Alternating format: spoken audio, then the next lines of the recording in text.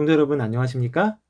오늘 저는 이 아침 요한복음 11장 25절 26절에 나오는 말씀을 가지고 나사로의 부활이라는 제목으로 여러분과 은혜를 나누려고 합니다. 본문의 말씀을 제가 읽겠습니다.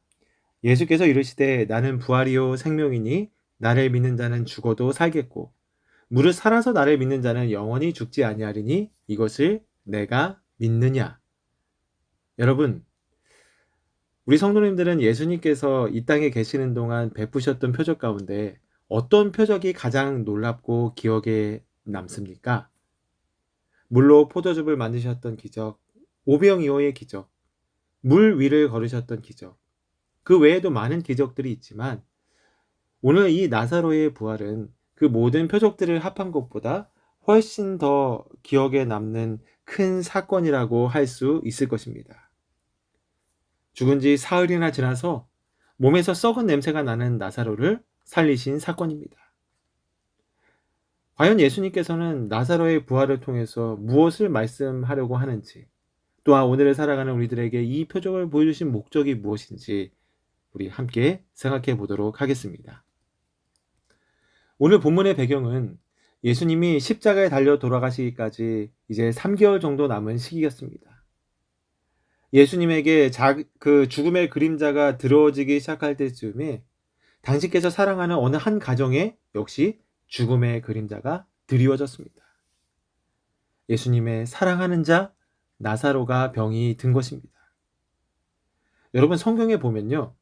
예수님이 특별히 누구를 사랑했다라는 표현이 그렇게 많이 나오지 않는데 오늘 본문에는 분명하게 기록하기를 사랑하는 자가 병들었다라고 표현합니다. 그런데 좀 이상한 것은 분명히 예수님께서 사랑하는 자가 병이 들어서 죽음의 문턱 앞에 있는데 그 소식을 접하고도 바로 그곳에 가지 않고 이틀을 있는 곳에 더 거하시는 것입니다. 그러다 보니 제자들의 마음에 작은 오해가 생기기 시작했어요.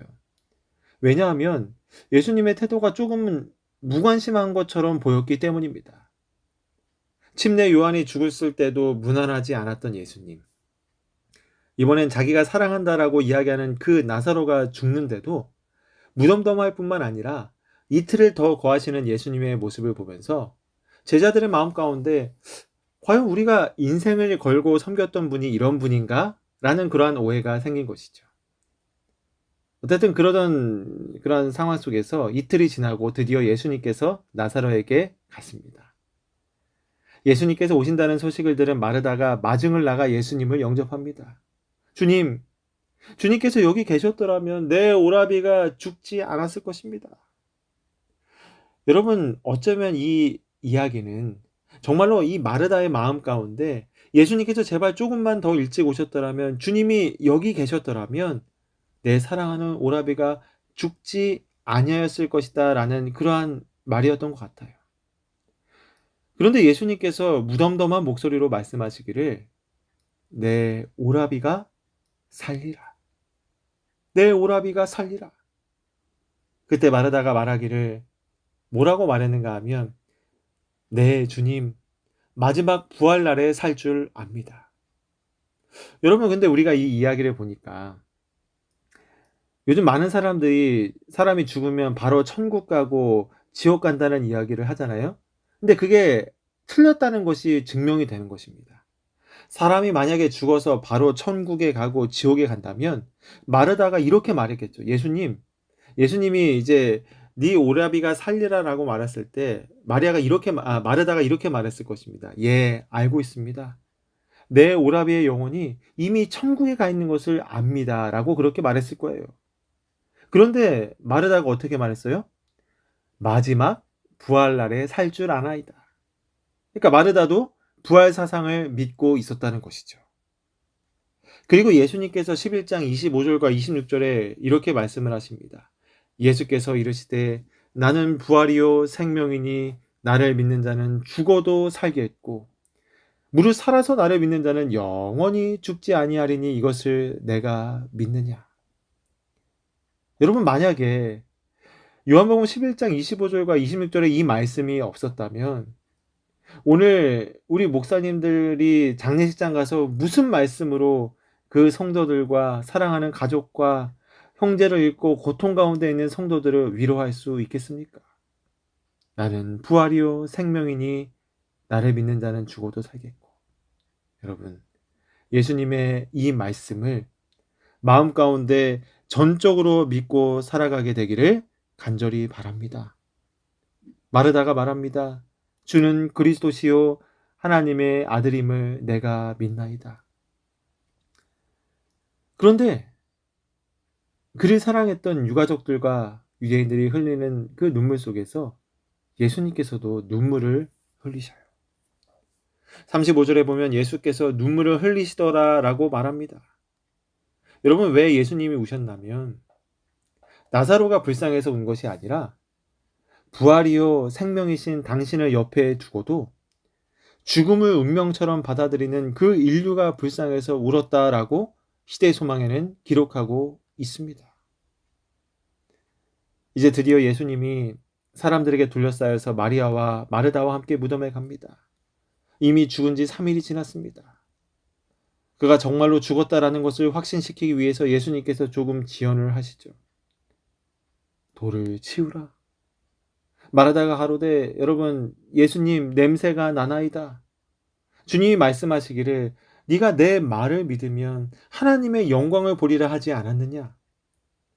오늘 예수님께서 말씀하시는 것이 눈에 보이는 것 믿지 말고 썩은 육체의 냄새를 믿지 말고 하나님의 말씀을 믿으라고 말하고 있는 것입니다.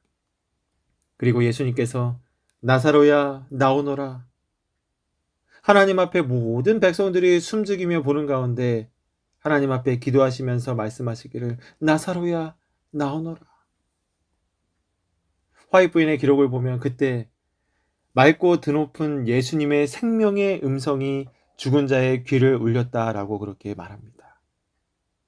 예수님의 그 생명의 음성이 죽은 지 사흘이 지나서 썩은 냄새가 나는 그 나사로의 세포에 들어간 것입니다.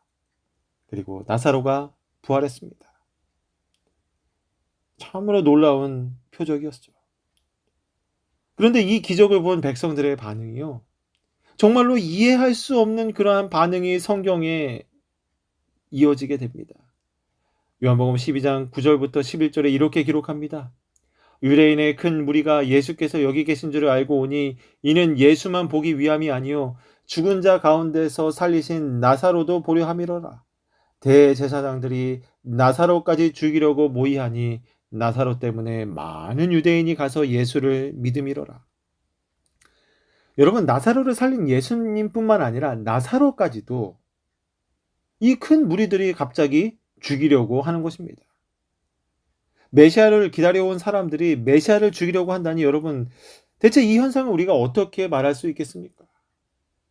근데 이것이 다른 이방인들이 그렇게 하는 것이 아니라 하나님의 백성들이 그랬다라고 하는 것입니다.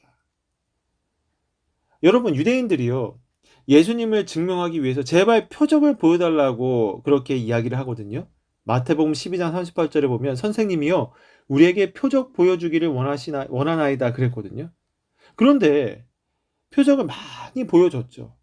그리고 그 표적 가운데 가장 놀라운 표적인 나사로의 부활, 즉 죽은 자를 살리는 표적을 보여줬는데도 불구하고 지금 어떻게 하는 겁니까? 예수님을 죽이려고 하는 것입니다. 나사로까지도요. 그리고 또 한 부류의 사람들은 그 예수님을 이 세상의 왕으로 세우려고 하는 것입니다. 그런데 여러분, 마지막 6월절을 앞두고 자신이 메시아이심을 분명하게 드러낼 가장 강력한 사건, 바로 이 나사로의 부활 사건을 도구로 예수님은 자기 자신의 죽음의 길로 더 확실하게 들어가는 것을 아시고 기적을 베푸십니다. 창세기 3장 15절에 약속된 언약의 메시아, 인류를 구원하고자 하시는 그 약속을 이루기 위해서 나사로의 부활 사건을 예수님께서 그렇게 행하시게 된 것입니다. 자기를 죽음으로 몰아넣게 될 것을 아시면서 나사로의 부활 사건을 그렇게 나타내셨던 것입니다. 그런데 표적을 보여달라던 그 백성들의 반응이 어떻게 됐, 여기 보십시오. 여기 요한복음 11장 47절에 이에 대제사장들과 바리새인들이 공회를 모으고 이르되 이 사람이 많은 표적을 행하니 우리가 어떻게 하겠느냐. 여러분 보세요. 표적을 보여달라고 해놓고 표적을 보여주니까 죽이려고 하는 것입니다. 따라서 여러분, 주님이 우리에게 가장 신비하고 가장 소중하고 가장 놀라운 그 표적은 죽은 자를 살리는 표적이 아니라 온 인류 앞에서 당신의 사랑을 보여주시며 그 사랑을 본 이 백성들이 하나님의 사랑을 체험하고 이웃의 사랑을 마음으로 받아 성령으로 말미암아 그 사랑을 마음 가운데 생기는 이 표적. 여러분, 이것이 오늘 우리 그리스도인들이 보기를 원해야 될 참된 표적이라는 사실을 여러분 꼭 기억하게 되기를 간절히 바랍니다. 사랑하는 성도 여러분, 표적을 보아도 죽이려고 했었던 표적의 바탕을 둔 신앙. 그런데 고린도전서 13장에 보면 사랑은 언제까지나 떨어지지 않는다고 말했는데, 여러분, 이것이 하나님의 성품의 본질인 사랑입니다. 표적에 의한 신앙은 표적이 보이지 않으면 흔들리기 마련입니다. 하나님 나에게 이런 복을 주십시오라고 하는 기복신앙은 그 복이 사라지면 없어져요. 그런데 진정한 사랑은 표적이나 그 어떤 것에도 흔들리지 않습니다. 이제 저는 오늘 말씀을 마치면서 오늘 나사로의 부활의 표적을 포함해서 예수님께서 나타내셨던 모든 표적들 가운데 우리 죄인을 영접하시겠다라고 하는 그 기적보다 더 크고 놀라운 표적이 여러분 또 있을까요? 사랑하는 여러분, 잠깐 후면 우리 주님께서 사랑하는 자들을 데리러 우리 주님 영광 가운데 이 땅에 오실 것입니다. 재림의 날 그 영광스러운 부활의 아침에 우리의 사랑하는 사람들을 만나게 될 것입니다. 그 부활의 영광스러운 아침에 우리 모두 한 사람도 빠짐없이 참여하는 우리 모든 성도님들과 제가 되기를 간절히 바라면서 말씀을 마치겠습니다. 기도하겠습니다.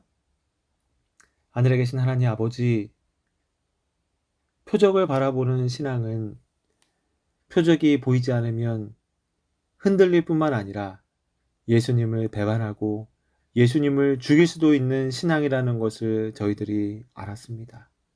그러나 사단이 결코 흉내낼 수 없는 것, 하나님의 사랑의 본질, 그 표적은 오늘 우리들의 심장을 녹이고 이웃들에게 그리스도를 소개하며 우리의 가족과 우리의 삶이 행복한 표적입니다. 저희들 이 표적 구하다가 주님 사랑하는 자들 데리러 오는 그날 그 아침, 우리 죄인이 구원받는 놀라운 표적을 체험하는 우리 모두가 될 수 있도록 주님 축복하여 주시옵소서. 예수님의 이름으로 간절히 기도드리옵나이다. 아멘.